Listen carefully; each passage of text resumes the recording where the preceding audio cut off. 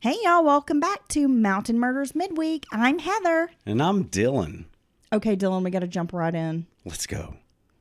This has me all shook up. I can tell you're all worked up. A Michigan man identified as an Elvis Presley impersonator has been charged in connection with a child sex exploitation after he allegedly was found in a motel room with a teenage girl back in January. See, you hear Elvis impersonator and you think cool. And then you hear child sex exploitation and you think bad. Well, I automatically am like, so he really is following in Elvis Presley's footsteps by exploiting a child. Whoa. Whoa, hot take. Well, you know, Priscilla was like 14 when he met her. So And that's kinda disgusting. Gross. Yeah, I don't care who you are. That's disgusting. Yeah, it's a little disturbing. Matthew Chantelois was arrested a little after 4 a.m. on January 24th from a motel in Erie, Pennsylvania.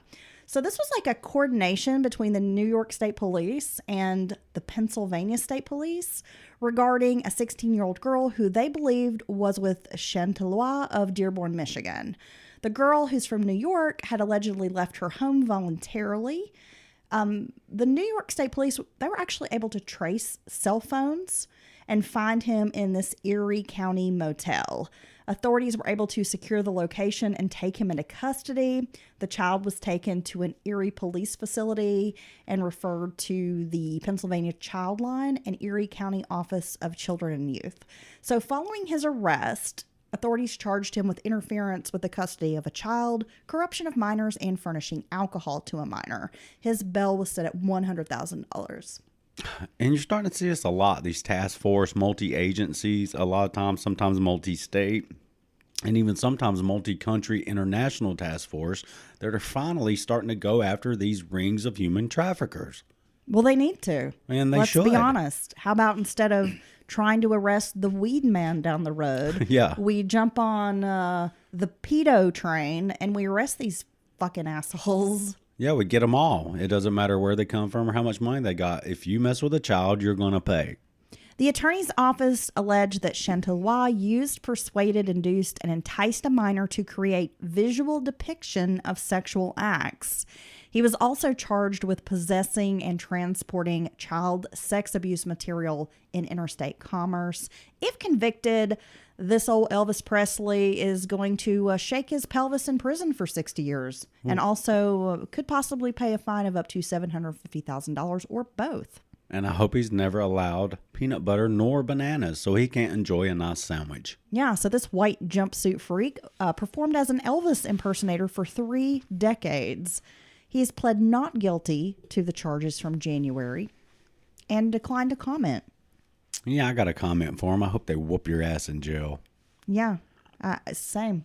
On day one. Same. I hope somebody sings in his ear, "Love Me Tender." Yeah, see, that's what's up. That's what I'm talking about. All right, Dylan. So, you know, Lauren Boebert, she is the representative from Colorado. Can't catch a break. Oh, she had some bad luck lately? Well, you know, she gets caught like jerking people off in movies and all sorts of shit, right? Look, that's her private time. If she wants to give a handy at the double feature, I'm all for it. I mean, I'm fine with that too. Yeah, right? you're an adult. I'm sure the butter from the popcorn makes a great lube. If it's consenting adults and no one's being harmed or exploited, I say go for Well, it. you know, I mean, if people can actually like fuck in the Capitol building, Right. in like congressional hearing rooms, then, you know, go ahead and give him a handy at the Beetlejuice musical or whatever the fuck she was doing. Moving along. So her son, Tyler J. Boebert, has been arrested on felony charges connected to a recent string of property thefts and vehicle trespasses, according to authorities in Colorado. The Rifle Police Department shared on Facebook that the 18-year-old is facing 4 felony counts of criminal possession ID documents, multiple victims, 1 felony count of conspiracy to commit a felony, and over 15 additional misdemeanors and petty offenses. Damn. Right. You know, I've been charged recently with something. Charged with being a badass. Yeah. That's really not what I didn't charge you with that. No, you didn't. It's I the charged you authorities. with being a different kind of ass. She calls me a dumbass. A jackass, a dumbass, Yeah, a I had horse's ass. some technical difficulties when we went to record, and I was knocking things over and bumping into things. I ripped my microphone off once. But what it started with is the thing that always drives me nuts. Is that Cowboy butts. You don't listen. I didn't but listen. Yes, cowboy butts do drive me nuts. I didn't Dylan. listen. You're right. And there's a few hot cowboys that I'm following on social media. So, Baby. So, I wouldn't want you to follow no ugly ends. So, polish your boots with that, big boy. Oh, I can ride them, baby. Bulls, that is. Well, Boebert offered a statement saying that she loves her son, and this has been very difficult. Public challenges for a young man and the subject of attention that he didn't ask for, and that it breaks her heart to see her child struggling in the situation. Oh yeah. Okay. Tyler's arrest comes weeks after Lauren's ex-husband was arrested following an alleged public altercation involving the former couple. Jason Boebert was arrested in January on suspicion of misdemeanor assault and criminal mischief. It sounds like he's been up to a lot. So again, sounds like she can't catch a break. No. She was granted a restraining order against her husband in early February. Well, they do say it comes in threes. She filed for divorce last spring, citing irreconcilable differences. He wants to stalk me. I don't want him to stalk me, so that sounds like a problem. He's a stalker. I don't want to be stalked. I mean, it can be an issue. Yeah, she's an interesting person. I'll just say that. It doesn't even matter which side of the aisle you're on. Right. She's kind of goofy. Well, and that happens sometimes. And, sometimes people can't, even when it's someone from their team, if you will, they just can't admit that. You know what I mean? That doesn't mean you have to give up all your ideals or completely abandon the planks of your party or the vague platitudes that they've served Let's be honest. There are goofy motherfuckers on both sides of the fence, okay? Yeah, that's like the our point. president who shits his pants and can't speak, but I won't go there. You've got to admit that sometimes your side has losers on it. They're all okay. Well, I think they're all losers. They're all losers. So, in the words of a guy we know, fuck them all. Fuck them all. I feel like saying fuck a lot today. Well, I'm glad we gave that disclaimer early on in our show. Yeah, today's a fuck 'em kind of day. Dylan, have you heard about this American couple who were sailing their yacht in the Caribbean and they have been reported missing? No, I haven't. Okay, well, Kathy Brandel and Ralph Hendry were sailing on their yacht in the Caribbean, and they were first reported missing on February 18th of 2024. Since the reports, Brandel and Hendry's friends and family have expressed concern that foul play was involved. Authorities also shared their concerns, suspecting that 3 prison escapees from Grenada may have hijacked their yacht and sailed to St. Vincent after disposing of the couple. Damn. So you're not even safe in a yacht. So over a week later, police confirmed in a press conference that they do believe the couple is deceased. Just based on the investigation thus far, it is presumed that Hendry and Brindle are deceased, said Junior Simmons of the Royal St. Vincent and the Grenadines Police Force. When they first went missing, to everything their family and friends have said, there is a complete timeline, and this is via People magazine, of the sailor's case. So Brindle was celebrating her 71st birthday within a week of her disappearance. She was a retired real estate agent, and Hendry was a financial advisor who worked from the yacht, and they've been married for over 2 decades.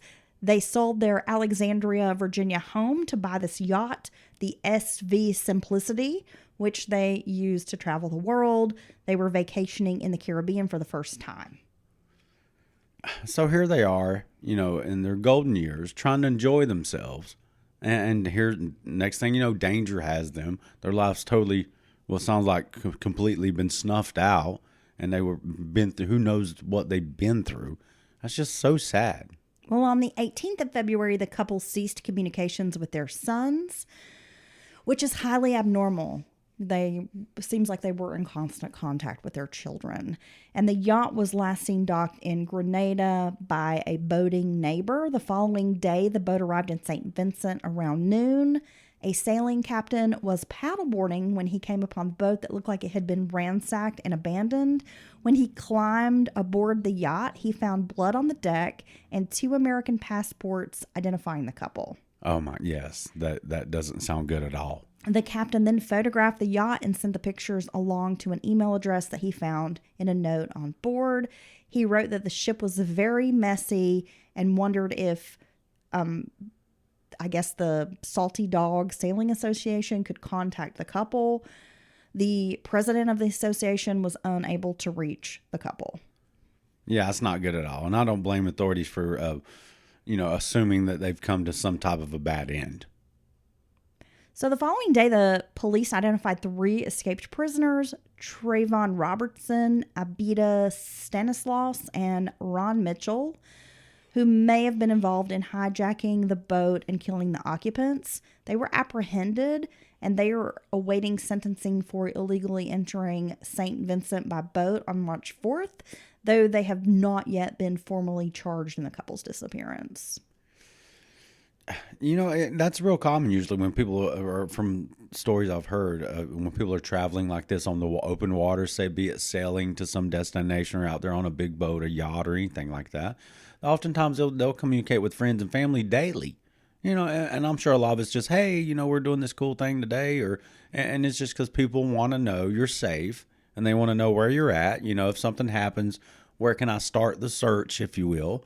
And so very quickly, family's going to notice when that frequent contact ends. Well, their son spoke on to CNN about how his parents always made sure to prioritize safety on their trips and how he feared the worst in the situation. But he said they were super careful all the time, everywhere they went, everything they did. Safety was always their top concern. Safety's first. So this is an unfortunate accident, and it probably came out of nowhere for them. So in his mind, it's unlikely they've come to some kind of a calamity or some kind of a accidental situation where they got hurt or, possibly died, because it sounds like his parents are always think about what you're doing, make sure you're prepared, and be careful because you can get hurt or die doing this type of thing. Authorities have recovered evidence that they say, quote, is consistent with signs of violence from the hijacked boat. It's really sad, Dylan. I mean, I'm sure this family is going through a range of emotions. Yes. Probably fear, sadness, hope, shock. And still wondering in the back of their mind if it's possible for them to maybe still be alive. You never know. But there does seem to be a clear, picture that an altercation took place on the boat, with the blood stains as well as possessions being thrown and just strewn all over. A friend of the couple said this seems like a bad Hollywood movie. And, it's really sad. Like you said, they are trying to enjoy their retirement. They're kind of living the dream.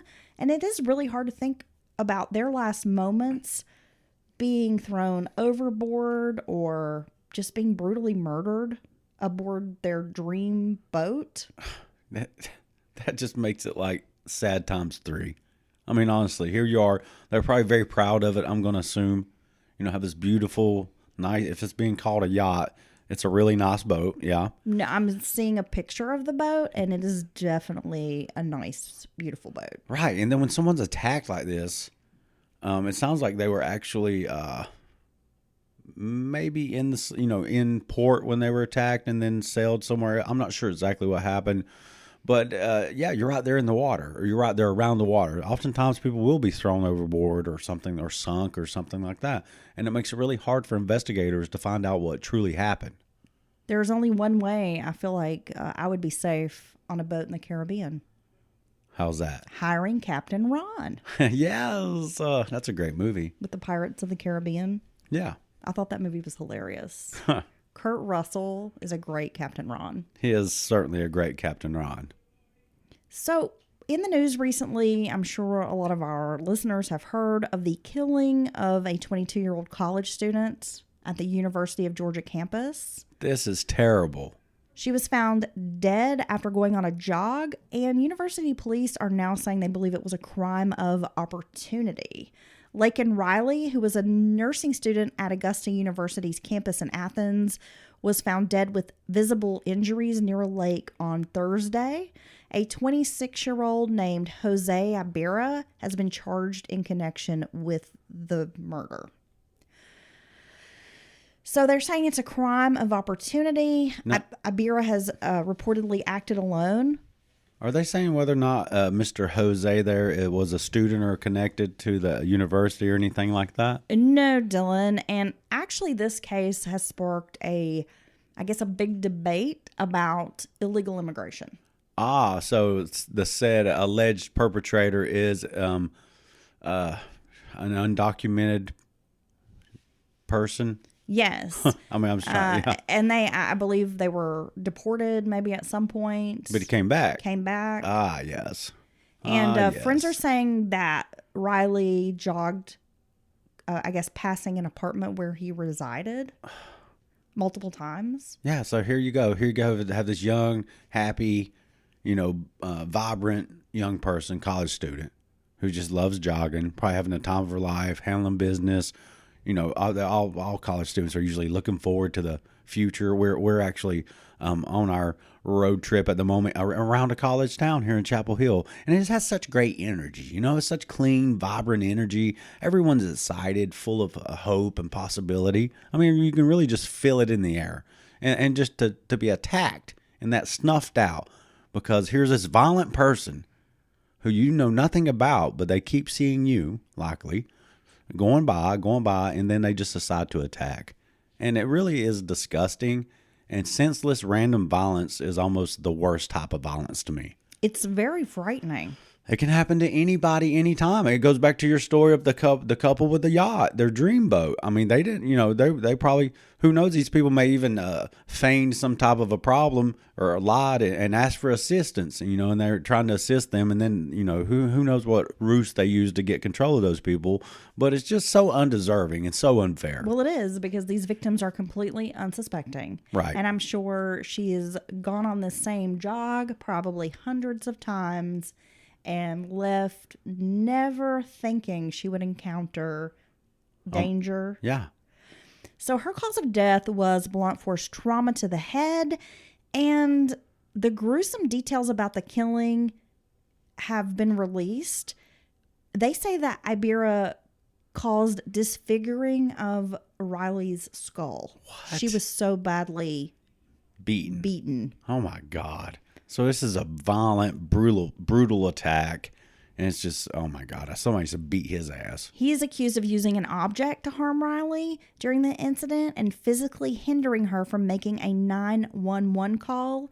He also allegedly dragged her body to a secluded area. He was arrested last Friday and has been charged with several offenses, including murder, kidnapping, and assault. Since her death, Riley is being remembered as a loyal friend with infectious energy, Dylan. People say she really did light up a room. She brought a smile to everyone's face. Of course. Her friend Anna Womack wrote on Instagram that my friendship with Lakin Riley was one of the greatest gifts I ever received. Lakin is defined by selflessness, grace, and determination. So she was an experienced runner and was a member of our high school cross-country team. They always take the good ones. We've talked about it before. Others called her an unselfish individual. So Ibira, and I may not even be pronouncing that correctly, but Ibira reportedly lived in an apartment near the wooded trail where authorities found her body. Again, he is a Venezuelan citizen who entered the U.S. unlawfully in 2022, according to immigration authorities.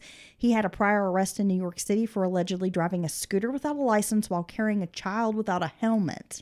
So this was in New York. So after that happened, ICE, which is the Immigration and Customs Enforcement, would have had the opportunity to take him into custody. But according to a statement, they released him to the NYPD before a detainer could be issued. So at this point, they don't know if he's going to, what kind of plea he's entering or if he has an attorney yet. Yeah. Yeah, and all that'll play itself out. It'll all work out, and we'll get more details. But, it's too late. Now we have this beautiful, vibrant young person gone, and this alleged piece of shit, this shitbird, who is seems to be a known violent person in some capacity.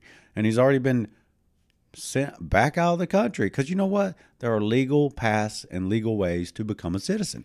Thousands of people do it all the time. That is the big debate at present. And he's already back. I mean, a lot of people are pointing that, it's like one bad apple out of the bunch, and you can't accuse make a blanket statement or say across the board Well, no. that this is what happens. But then other people are like, well, look, we've been having a lot more instances of undocumented people who are not citizens that have come into the country and are committing these violent crimes. Well, I mean, you have just story after story everywhere you look.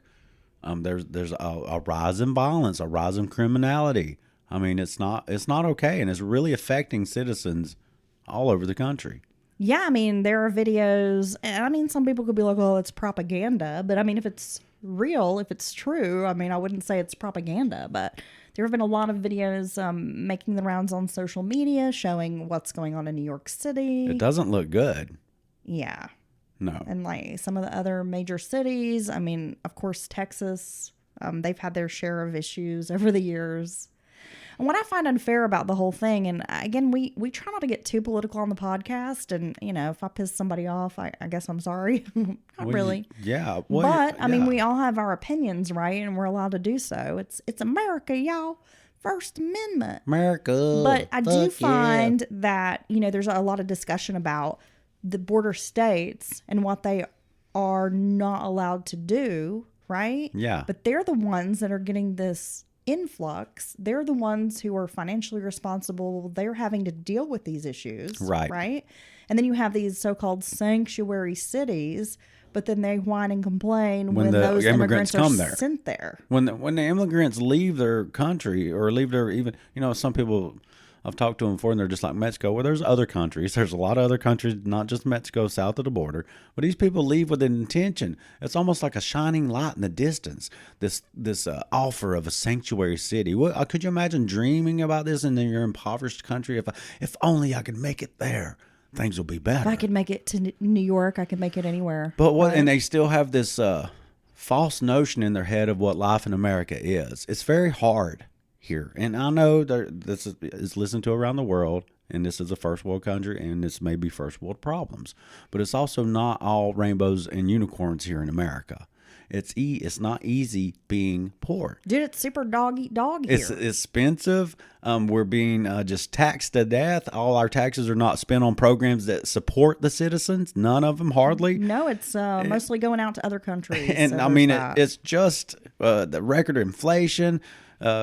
We just realized how bad housing crisis. We just realized how bad in our area that we left in Western North Carolina, Haywood County, how bad we were being price gouged locally because it is a hot tourist destination. The prices down here in Chapel Hill, across the board, another place is very nice, has plenty of money and affluence, the universities. Research Triangle, a lot of stuff, a lot of opportunity. Lucrative jobs. Loads of jobs. If you don't have a job here, it's because you don't want one. And the prices across the board in the grocery stores, fuel, everything, rent, everything is down. And that's unfair for citizens who just happen to live in a place like Haywood County in Western North Carolina that becomes a hot tourist destination to have to pay these inflated prices like that. No, it's amazing. We have been to the grocery store and we were blown away. I'm not talking 10 cents either. By how much cheaper groceries were here versus at home in the same stores. Yes. And I'm not talking a dime here, a nickel here, folks. No. I'm talking $1.50 to $2.50 on one item. Or even up to $3. Up to $3 on one item. And if you put that across your whole grocery bill, or say you're buying food for a week, if it was me and you, just two adults, we're talking a difference of $100, $125 in one grocery trip, folks. And that is wrong, and it's not fair. And it should be legislated. Well, especially when you're in an area where there's no opportunity. So people are earning much less.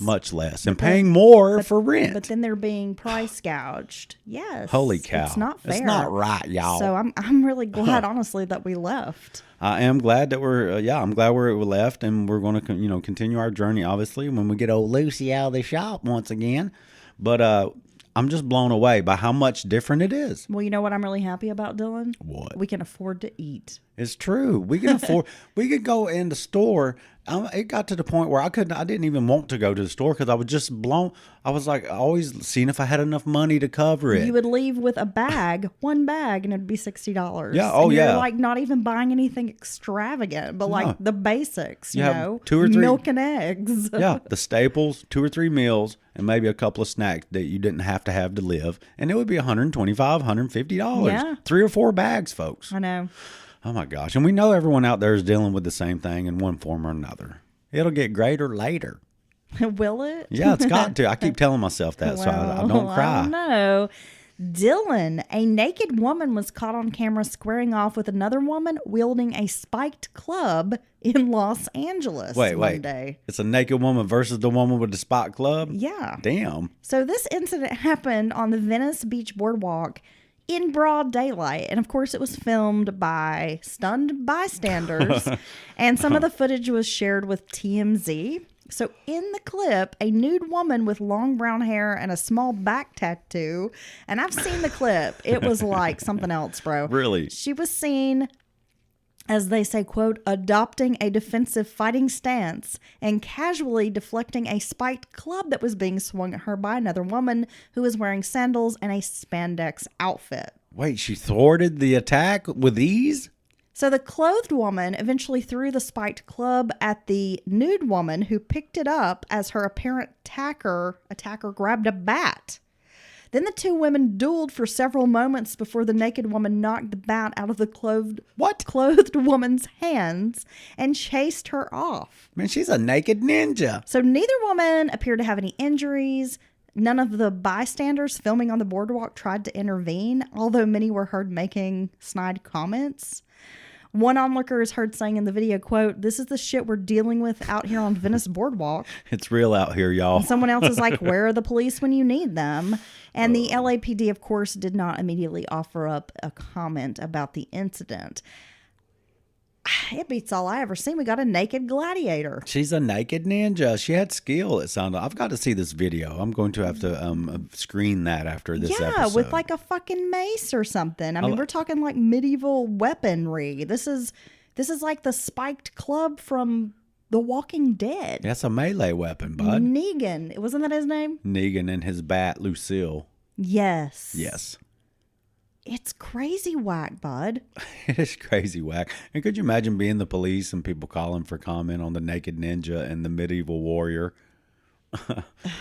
Only in L.A., buddy. Only in L.A. And now, can you imagine just having a day at the beach? Okay, I know you. If you were there, you'd be happy. Sun's out. It's L.A. Sun's always out, unless there's a atmospheric river. Albert Hammond sang about it, baby. It doesn't rain in Southern California. So you're having this beautiful day at the beach, and next thing you know, you're in the middle of Mad Max Thunderdome. You know, two people enter, one person leaves. Yeah, I mean, you got to, honestly, I'm kind of against when people are always instantly wanting to record, stuff because A, is kind of not your business. Dylan, if you see a naked... I'm recording this. If you see a naked woman swinging a mace Yes. or some other, as you described it, melee weapon, maybe Yes. she's built a trebuchet. A battle axe. She's got a trebuchet Oh on my the God, beach. it's a full-on siege. Yes. A siege weapon. Trebuchet at the beach. Then you're going to get your camera out and film, let's be honest. I will allow this one. Everyone can record this one because I would have to. Because people wouldn't believe you if you told them you saw this. It sounds unreasonable. No. And we were talking about things. So I've ever told you about my dream that I had this one time? I had a dream, Dylan. No, I had this dream where I was greeted by Tina Turner. Okay. And she was like, "Welcome to Thunderdome," and she served me a plate of cookies. Was that going to be your weapon in there? No, she was just welcoming me with a plate of cookies. Well, that would help ease the transition into the Thunderdome. If you had cookies on the way there, you calm down a little bit. Maybe get your bearings. Yeah, I mean, maybe it's like that whole "welcome to the dark side, we have cookies" kind of thing. Yeah. I'd probably be much more willing to compete in a Thunderdome type situation if I knew there were cookies involved. I think everyone would. Because I'm a fat kid. What can I say? Shit, no, I want cookies. You can't have any cookies, at least not right now, because you would eat them and crunch them and you would crumb everywhere. One day we're going to do an episode for the patrons where Heather lets me drink liquids with ice in it, No, ice cold, no. and eat a crumbly, crispy dessert. It will never happen. Okay. Never. And lots of mouth noises. Okay, Dylan.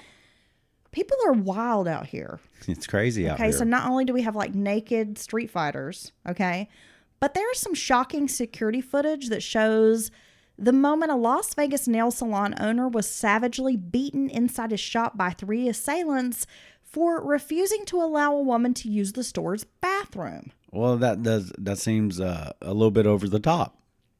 So Nathan Nguyen, he owns the Nail Palace, and he was working Sunday when a woman came into the salon asking for a pedicure, but really her sole intention was just using the bathroom. And Nguyen declined the woman's request, and that's when she smashed a plant as she left the store. Now, this nail salon is located about 2 miles away from the Las Vegas Strip. Then the woman returns with 3 individuals who beat the owner inside the salon, all because he doesn't want her to use the bathroom. And look, here's the thing. You know, I've went into stores or went into places before, and they say they don't have a public restroom. I've been frustrated, right? I have to pee. I have to make the little boo-boo, make a little boo-boo. You know, maybe... What are you, 2? Maybe my tummy's hurting, you know? Please don't ever use that word again, okay? I'm completely repulsed right now. Take a big old dookie. Is that better? No. Just go drop your kids off at the pool without alerting the rest of us, Dylan. But at the end of the day, it is their business. And I've got to say, keeping a bathroom up for the public, I've talked to many people that's worked at stores, convenience stores, restaurants. It's a hard job. Because the public's disgusting. They are. Now, yes, if everybody, absolutely. yeah. So if you keep digging, finding shit, I've always wondered about the shit on the wall, I want to know how it gets or on the ceiling. Yeah, and I Okay. understand that there's many reasons that people could have an accident or something. But when you go in there, you see intention behind the shit smears, like almost like it's an abstract, like a Jason, a Pollock. Like a Picasso. Yeah. And I'm This just is from his brown period. Right. Yes. And after a little bit of that, folks, you're going to be frustrated as well, and you're going to shut yours down to the public. So I don't get mad at people, and I certainly don't get mad at the people working, because 9 times out of 10 they're not the owners, they're just working there, and they're following protocol and procedure. But to leave, for one, you don't have the right to break their property. That's really ridiculous. And now you've left. Now you've had a second to think about being mad because maybe you need to go or whatever. But instead of being like, okay, I need to calm down. Like an adult? I shouldn't have broke that stuff. Like a reasonable person who has healthy emotions? Yeah. You return with your buddies? To beat a guy almost within an inch of his life because he wouldn't let you use the bathroom. I mean, come on, people. So some folks who were at a business next door to the nail salon were able to capture on cell phone the people leaving. They were driving a red sedan. Another video shows Nguyen slouching over on the couch inside his business. He's gasping for air in front of a blood-stained floor. Damn, this poor guy. And the thing is, I mean, this is a man who uses his hands for if you're His job. doing nails, His living. your hands, that would be like a tool of his trade, right? Well, no, it'd be like breaking a surgeon's hands. I mean, they're no less important to that man. Right.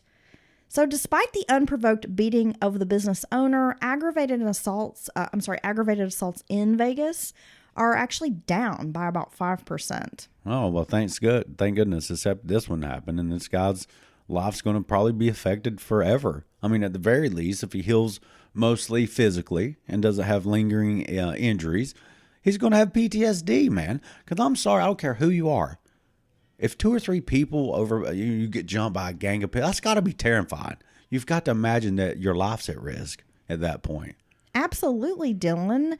So far, the suspects have not been identified, but there are photos and videos going around, so hopefully someone will be able to identify these people. Yes. And fucking lock them up, dude. Lock them up. Lock them up. That's some bullshit. Beat the shit out of them. It's not okay. It's very childish, and it's just totally ridiculous. And there's no place for that type of behavior in our society. Dylan. Yeah, I love it when you say it like that. Let's talk about a serial killer. Ooh. So on Wednesday, the state of Idaho delayed the execution of a convicted serial killer named Thomas Eugene Creech, one of the nation's longest-serving death row inmates. And this is after a failed attempt at lethal injection.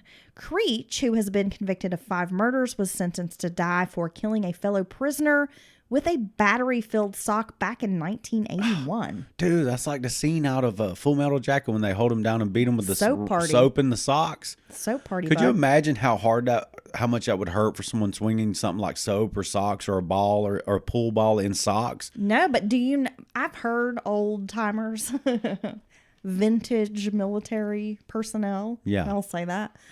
People who served back in the day. Was a soap party real? When you could get away with more and hazing was a thing and there weren't all the restrictions and rules in place. Yeah. Yes. Oh my God. I've heard stories from people. So they just grab you, hold you down, 3 or 4 people hold you down, or like grab your sheet or whatever, and you can't move, and they just beat the shit out of you. Yeah. And but from what I understand, not that it makes it okay, because no one should be beaten like that. But it was a reserve for people who were like absolute shitbirds. Oh, just getting everyone in trouble, not doing what they need to do, just refuse to be part of the team. It's like sooner or later, the team's going to strike back at you. Yeah. Well, the few stories that I have heard where people recounted the incident, they always mentioned this person's shortcomings. They kind of deserved it.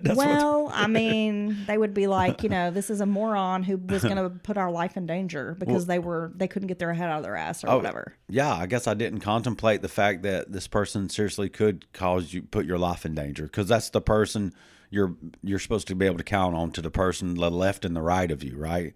And if you got someone who not just they can't do it, or they have some kind of shortcoming they can't control, but if it's just you being an ass or not getting with the program, or just being lazy, then that is dangerous. I mean, I'm not saying. No, I'm not advocating for you to beat someone with a battery sock. Okay. No, and I want to know if a house brand or the name brand, I wonder if it hits different on the batteries. I wonder if one has heavier than the other. I'm going to get those and test that. I don't know, but I feel like we have a collection of weapons, and maybe the battery sock should be added to our arsenal. Oh, right. And it could just look like So someone, they come for you. I'm gonna pull the battery sock out of my purse. I'm gonna start swinging over my head like I'm, got my like your Petey T-shirt Pablo with a helicopter in North Carolina. Come on and raise up. Exactly. Raise your shirt up. Yeah.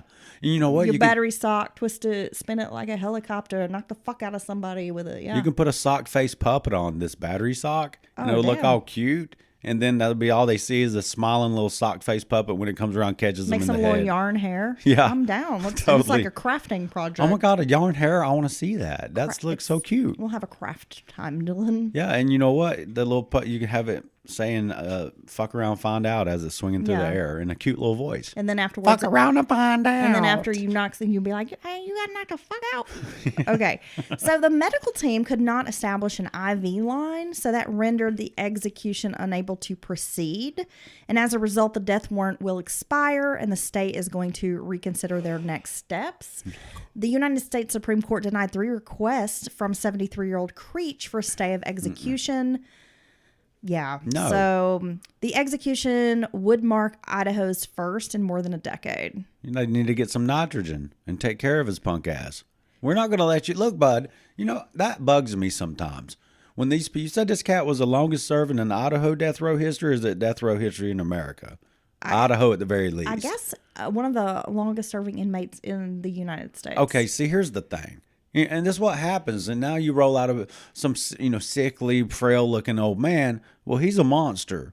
If he truly did what he's guilty of, you deserve to die. That doesn't change because you age. Actually, it's more disgusting because you were allowed to have all these years alive when you killed your victims and you stole life from them. So I'm sick that I don't give a fuck if you're 163, bud. You're still a monster. You're convicted of this, and you need to be killed sooner rather than later. So officials tried and failed 10 times to access veins in both of his arms and legs to inject him with the lethal injection drug pentobarbital. So, anywho, Creech is an Ohio native, and he's been on death row at the Idaho Maximum Security Institute for nearly half a century. He was convicted, as I said earlier, of 5 murders in 3 states and is suspected of killing at least half a dozen others. Yeah. Okay. Yeah. We need to pardon this poor old man. Now, he's admitted to killing or participating in the murders of at least 26 people. Okay. See, why are they, dude? They should get a. Oh my God. So just last month, Dylan, investigators in California closed a decades-old cold case in San Bernardino County, connecting Creech to the 1974 murder of Daniel Walker. While serving a sentence of life in prison, Creech in 1981 bludgeoned a fellow inmate, David Jensen, with a sock filled with batteries, and then pleaded guilty to the murder. He was sentenced to death by a judge in 1982. Yeah, so this guy has nothing to lose, and he's still violent. He's proven it. Why are we beating around the bush with this? Oh no, we don't have lethal injection drugs. It's not soft and relaxing enough for these monsters. Why don't we set up a modern day guillotine and be done with it? It never fails. Gravity is always there. Gravity, a sharp blade, and your head tied down in the spot. That's all we need, folks. I can save hundreds of thousands, possibly millions of dollars for all these prisons and stuff across the country. Set up a guillotine. We could go to Home Depot and buy the shit. Well, this guy has been described as a psychopath, capable of being likable but lacking remorse and empathy for others. He sounds like a psychopath. So does he deserve our empathy? Hell to the no. Hell no. Why do these serial killers always have a name that sounds like a serial killer name? I don't know. And I'm sorry, there's nothing against any Eugenes out there who may be listening. I like the name Eugene. I think it's a very kind of elegant, old-timey name of sorts.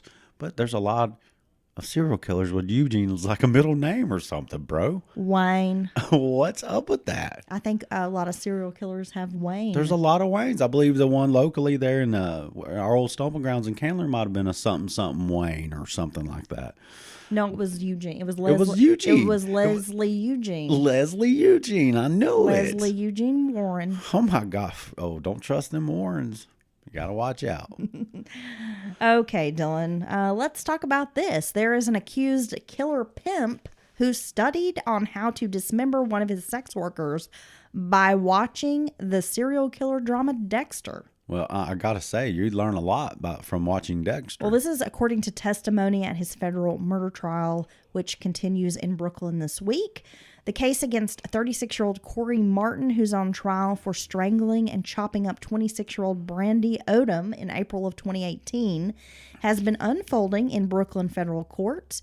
And according to testimony on Tuesday from a junk removal business owner who cleared out plastic bags and a mattress from the crime scene, this woman was dismembered.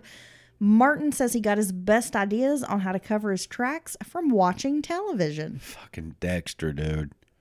He didn't want the house to be an active crime scene after he, used the house to be... He didn't make a death room and wrap it in plastic. Well, he focused on getting rid of or concealing evidence.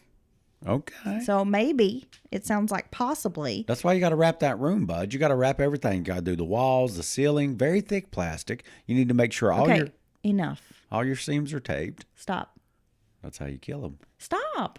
You're not giving people ideas. Okay. They can watch Dexter and figure it out on their own, Dylan. 26-year-old Brandy Odom was found dismembered in Canarsie Park in April. No arrests had been made at that point. This is just kind of a crazy story. So there was a dog walker that found Odom's dismembered torso, and they found her limbs in a garbage bag nearby. Jesus. Yeah. Brutal. Monstrous. The crime bore some resemblance to the fictional killer Dexter Morgan, because, as you know, Dexter would methodically cut up bodies and dump the severed remains. That's right. Right. So it seems like this guy really did take a play from Dexter's Handbook. Yeah. That's scary, though. I mean, really, I'm kidding around, being goofy. But just to know that someone's learning, trying to become a better, or trying to figure out how to do it and get away with it. So a woman whose last name is Anderson, I'm not finding her first name, testified that she dated Martin, like on and off in high school. Yeah. And that she, this was her high school sweetheart, but that he did abuse her throughout the relationship. So this is a guy who's got a history of this.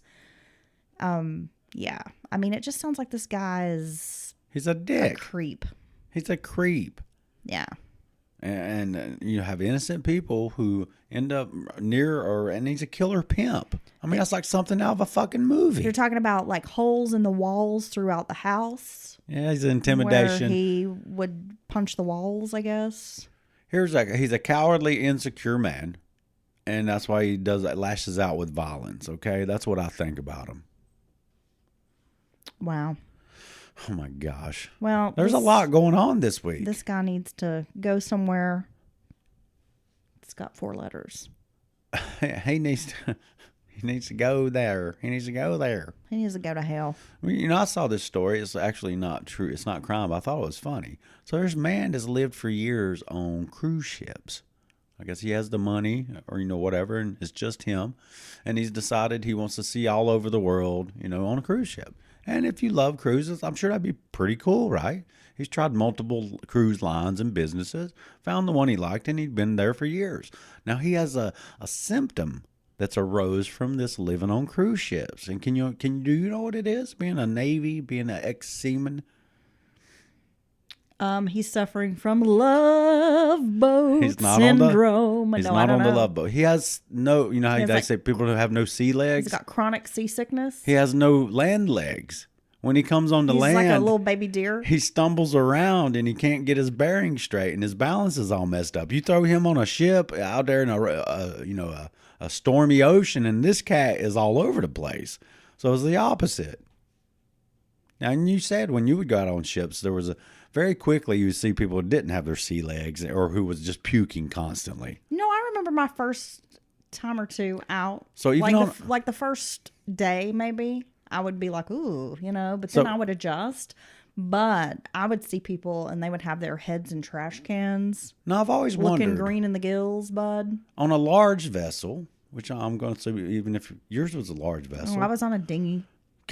Can you really feel the motion of the ocean, or is it just the subtle rising and falling that you almost don't perceive, basically, but can still mess with your equilibrium? No, I would say it's probably more of the latter, unless you're like in a storm. Right. It's just really just subtle. If you don't think about it, you might not even notice it, but it's still kind of just moving you. Well, you kind of notice. I mean, when you're walking, you're like, whoa. Oh, really? Okay. Yeah. Interesting. I mean, it's a little adjustment. Okay.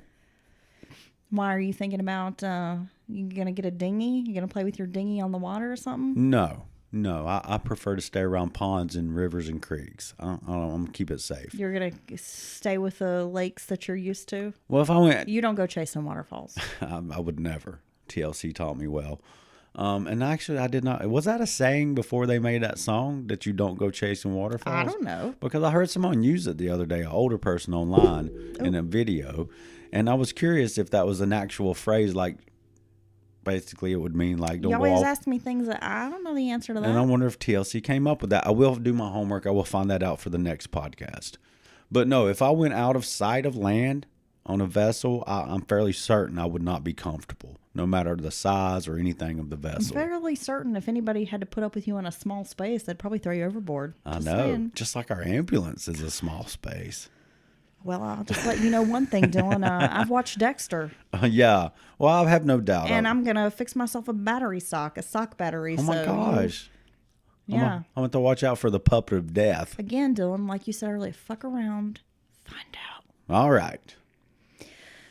Well, in our backyard, Dylan, Chapel Hill police are looking for parents of a baby boy who was found safe in Durham 2 hours after an Amber Alert was issued for him on Monday night. Now, this is hitting close to home. My mother was talking about this morning. I got this Amber Alert. Okay. The other night. Did you get it? Yeah, I got it too. We got the Amber Alert. So Child Protective Services notified police on Friday that it had a court order to take custody of an 8-day-old baby and needed help finding him. So on Monday, the North Carolina Center for Missing Persons issued an Amber Alert. This was around 6:45 p.m. for the child, who was last seen with his parents Friday at a Red Roof Inn on Fordham Boulevard. The child's parents, 29-year-old Justin Lee Brown of Durham and 26-year-old Destiny Ariel Cothran of Garner, remain at large currently. I don't get it. So they just abandoned the little baby. It seems like they abandoned their 1997 Mercury Mystique outside of a Big Lots store in Durham. Authorities were seen with a baby carrier and a blanket behind University Ford on nearby Witherspoon Boulevard. So there's been a heavily edited 911 call that was released Tuesday that appeared to come from an agency that was preparing to take custody of the baby when the parents left with him, headed to a pediatrician's office. The agency had someone following the car, and the caller asked the police to issue a bulletin. But the parents did not stop at the office and continued to drive. The caller gave the 911 operator the names of the parents. So yeah, from what I have heard, the parents abandoned their vehicle at this Big Lots, and they were seen going into a wooded area near the store. Yeah. And then the child was discovered in the wooded area. Yeah. And then and we were actually at the gym working out when I saw the news story break yesterday. So that would have been Tuesday, where a news reporter on the scene found the father's wallet. What? Yeah. That's crazy. It is kind of crazy. So here you have this baby. And if whether or not you want the baby, this is a very important decision to make. But let's say you decide you don't want the baby or you can't have the baby. Well, you know what you can do legally? Well, for one, they're running away from authorities that are there to take custody of the baby, it sounds like, yeah? So they're going away from, they can just let them have the baby. Now, my understanding, Dylan, is that both parents have active charges. Okay.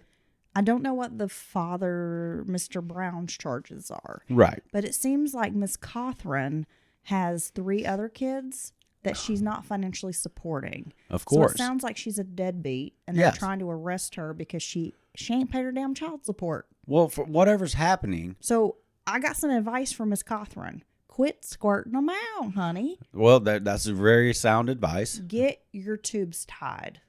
But I don't understand. Use a condom. I don't understand how your process of thinking works when you think abandoning this 8-day-old baby. We're talking a brand newborn, very fragile, very vulnerable. When they're that small, they can go just an hour or two without eating and get anemic. I mean, just all kinds of things can happen. And you can legally drop a baby. Well, if you just abandon it in the woods, what if like a animal? I know. I mean, seriously. Like, what if a honey badger came along? What if there's lions out there in those woods of Cary? Yeah. Or of the Durham area? Yeah, exactly. I just don't understand why you would ever be okay with leaving the baby like that. You could leave it in any fire department legally, no questions asked. Or you could let the authorities that are already trying to take custody of the baby for the moment, for whatever reason, whether you agree or not, get the baby and it'll be safe. Or you can just leave it by a store in some woods. I mean, how is that ever an option? And she has other kids. I just hope she doesn't have them in her custody, which it sounds like she doesn't. I don't believe And those kids don't need to be in the custody of this woman because she is not a safe parent. And it's just, I could never leave, even if the baby was ugly, I could never leave a baby in the woods. Seriously. Even if it was ugly. Yeah. Yeah, to make it easier to leave in the woods, but I still wouldn't do it. Oh my gosh. There's a lot going on up in the crime world, world of true crime. Dylan, there are no ugly babies. There are no ugly babies, only babies that are not cute yet. Exactly. Oh, I now want to squeeze our little baby. Someone needed to abandon you in the woods. You know what? They tried, but I was already back at the car smoking a Marlboro Light with the engine running when they got back. I know. I'm like, damn it. How did you find me? You infant. She keeps trying to abandon me now, but I have a fair sense of direction. Well, that's questionable. That's debatable, Dylan. Only if I'm not under pressure from you to perform. Then I go all to hell. You're the worst navigator. Can I just say that you are not a good navigator you know at what? all? I do good when I'm by myself. Now, when I'm driving and I'm relying on you, and then I will get my phone out and I will just try to find my own way. And then you're like, no, I got this. I started getting it yesterday. But your ADD is so bad it affects. You like go off thinking about a million other, and then you miss my exit. Yeah. You don't know where you get us lost. I do. This is true, folks. It's true. You're just not a very good navigator. Oh my gosh. So once again, here we are on Mountain Murders on the Lam is what we'll start calling this series. Yeah. Because we are on the move. You never know where we're going to pop up Murders on next. the Lam. Dylan, one more thing before we I got a couple of shout outs. say goodbye. Too. Yeah. Well, I was just going to mention we're back on the TikTok. Oh, hey, girl. We took like a year-long break from TikTok. Yeah, you have to. Mainly because can I just admit something? I'm kind of too lazy to make content. Oh, well, you can't make all the content. I was a little lazy about making content this whole past year. Well, let's be honest. You have the long form, Well, I which have is lots of other things I do. the long form podcast. You bang out hour and a half, pushing 2 hours. Long form content. That alone is a full-time job With little to no help with very little support from society from you or Dylan. Yes, But here I am in a very supportive manner now, and I'm going to do I'm striving to do better. Are you, Dylan? I would like to give a shout out to Discord Tish. She dropped the breaking news of that murder there at the University of Georgia. Yes, very sad. She is in the Athens area and was kind of getting a firsthand look. Yeah, and I'm gonna that horrific crime. I'm gonna make a statement. It may be considered a threat to a very specific person. Discord Renee over there, we gonna come see you, girl. We are near you, and I'm gonna find where you live. Dylan, at. we've had so many folks reach out to us and offer us a spot in their driveway. Can we talk about that without Or mentioning anyone specifically? Some acreage where we can come hang out. Utah, a stone's throw from Salem. I know. We are going to come. With someone who described themselves as an old punk, and I was like, you had me at old punk and Salem. I have to say, folks, which I've said folks a lot, but you are the folks. It warms our heart to have these invitations, and we're not taking this lightly. We're being for reals. When we get out near any of these invitations, we're coming, and it's not for the free parking. And you will get Dylan looking like Cousin Eddie talking about the shitters full. Yeah, with a non-alcoholic beer because I'm dry now. You are a few days in with your dry February, March. No, it's just dry Dylan for 60 days. I appreciate it. No, I tell you. Trying a new thing, huh? Well, I'm trying a new thing. I want to be healthier. I want to reset my tolerances. And more than that, I want to reset my behaviors. And not that I'm in the gutter, with the bottle or anything like that. But you know what? Sometimes I take it a little too far, or a little too frequently. And I'm doing a dry 60. And I kept telling Heather, it wouldn't be a big deal if I did. And I've done this before. Oh, I'll go 2 or 3 days. And then I'll, have my few beers. And Heather's like, well, that's not really that long of a time. I kept saying it's not that big a deal. And she put forth a challenge for me, folks. And she said, if it's not that big a deal, do 60 days.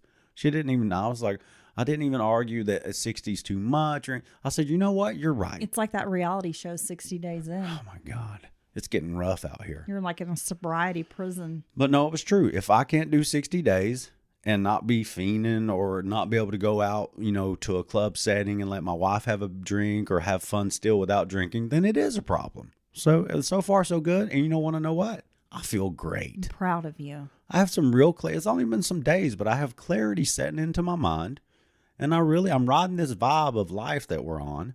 And our listeners are a very big part of that. I know I told you we have a friend who's been very supportive. And I was like, he's not in AA, but you should reach out and ask him to be your sponsor. He is my sponsor. He's checked on me every day. I know. And I love him. I know. I love him. We're lucky. We do have some great friends. I've joined the gym. The few friends we have are great. Yeah, we worked out yesterday at this wonderful facility that's all over. One of our van life hacks. We have access to a gym, shower, and all that all over the country. I've been eating better. I'm telling you what, I'm on an upswing. I know. I have to say, I've really been paying more attention to what I put in my mouth. I got to say, when you're displaced from your home and you're not sure what's happening. That probably doesn't sound good, huh? What I've been putting in my mouth. There's a lot less snacking. You know me, I just go around putting everything in my mouth. There's a lot less chances for snacking when you don't have a home. Well, we've been eating less junk food. I mean, It's even true. though when we are saying it's healthier choices. It is. Like earlier, I had a tangerine. She had a tangerine yesterday. Instead of getting my crisps and all that at a convenience store, I bought a banana and some cheese and grapes. You did. And they were very proud tasty. Of you. All right, we'll let everyone, we'll quit bending their ear for now. And until next time, this weekend, Heather has a wonderful case. And we'll be calling out some new Patreon. It's a wonderful case. It's an incredible case. You don't even know what we're talking about. Well, see, you're not supposed to say that.